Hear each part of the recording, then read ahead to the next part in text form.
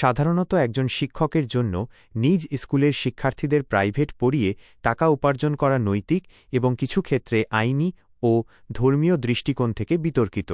বিষয়টি কয়েকটি দিকের ওপর নির্ভর করে। ১. সরকারি ও প্রাতিষ্ঠানিক আইন।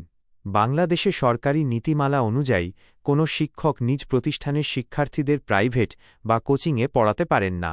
এটি আইনত নিষিদ্ধ। যদি সরকারি আইন অমান্য করে এই কাজ করা হয় তবে সেই উপার্জন নৈতিকভাবে প্রশ্নবিদ্ধ হয়, কারণ চুক্তিবদ্ধ আইন মেনে চলা নাগরিক ও ধর্মীয় দায়িত্ব। ২. দায়িত্বের অবহেলা।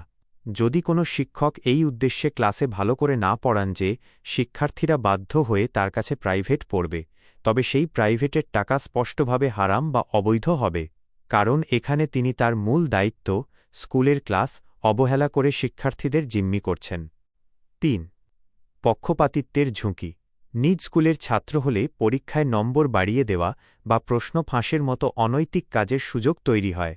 যদি প্রাইভেট পড়ার কারণে কোনো শিক্ষার্থীকে বাড়তি সুবিধা দেওয়া হয় তবে সেই আয় নিশ্চিতভাবে অবৈধ বলে গণ্য হবে। ৪. ধর্মীয় ও নৈতিক দৃষ্টিভঙ্গি।